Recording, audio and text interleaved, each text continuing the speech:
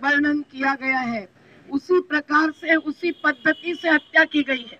और दाभोलकर जी की हत्या के बाद जिन्होंने वेबसाइट पर उस हत्या का समर्थन किया है, उनकी तक जांच सही अर्थ से नहीं हुई है। वो वेबसाइट अगर हमारे युवा साथी पढ़ेंगे, वो सनातन प्रभात का अंक पढ़ेंगे, तो मानवीयता को शर्माने वाली बात उस पर लिखी गई है। और उनको न पिछली सरकार ने गिरफ्तार किया, न इस सरकार ने गिरफ्तार किया। ये बहुत दुखद बात है और इसीलिए उसी दिशा में फिर ये हत्या भी आगे बढ़ी है।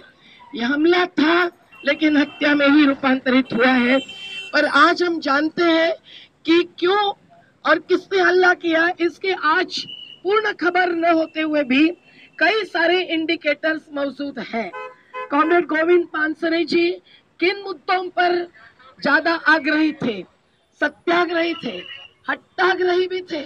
उनका चेहरा आप देखेंगे, मैं बचपन से देखती आई हूँ, जब से HMS और आईटेक का एकत्रित आने की चर्चा हमारे घर में चलती थी तब से। और मुझे मालूम है कि मेरे पिताजी जैसे ही दिखने वाले और उसी प्रकार के श्रमिक संगठनों के एक अगुवा, जो चाहे डोमेस्टिक सर्वेंट्स की बात हो, चाहे हॉकर्स की बात हो, कोल्हापुर के अपने बेस से लेकर पूरे महाराष्ट्र भर और देश भर ये मुद्दे असंगठित संगठित श्रमिकों के उठाने वाले, हर वो कानून जो जनवादी है उसका ही पीछा करने वाले, और साथ साथ सर्वधर्म समभाव की बात को जहां भी धक्का पहुंचेगा वहां कट्टर शब्द में उसकी भर्त्सना करने वाले। इसलिए शिवाजी कौन था, इसकी इनकी किताब की जो 20 आवृत्तियां निकली, वो इसीलिए क्योंकि वो केवल कड़क शब्दों में नहीं तो पूरे विश्लेषण के साथ रखने वाले थे। उनका कोई भी वक्तव्य, कोई भी भाषण, कोई भी बयान कोई सुनेगा तो दूसरी बाजू, दूसरा पक्ष लेने वाला व्यक्ति भी काउंटर नहीं कर पाएगा, जवाब नहीं दे पाएगा। ऐसा होता था।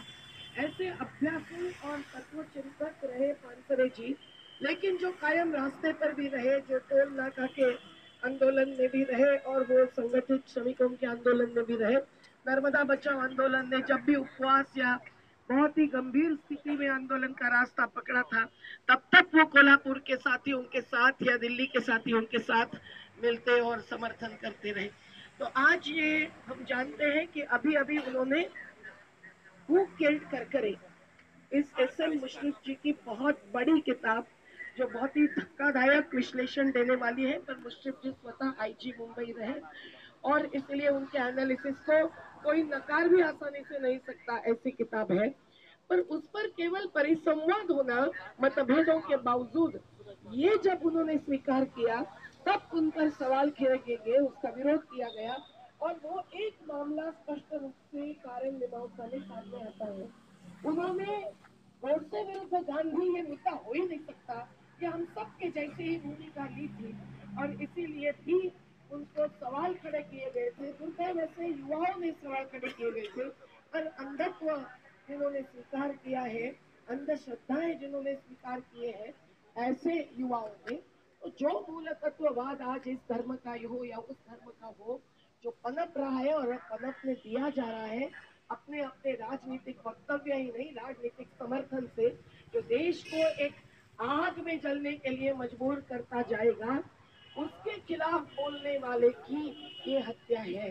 ये समझना जरूरी है और इसलिए शहादत के लिए तैयार हो जाना है अगर, और पूरे कतार लगानी है तो लगानी भी पड़ेगी, तो जरूरी है शायद। इतना ये गंभीर मामला है।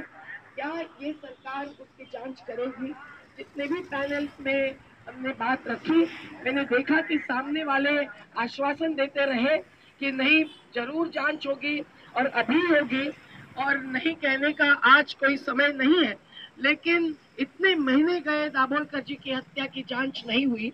वो गृह मंत्री भी चले गए RR आबा पाटिल जिनके पास जाकर हम लोग बात करते थे कि आप जांच कीजिए, कुछ इंडिकेटर स्पष्ट है। तो आज फिर पानसरे परिवार को और ये बड़े परिवार को दुख में ढकेलने का काम हुआ है।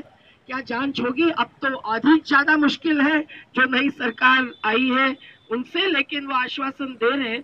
पर जब तक समाज इस मुद्दे को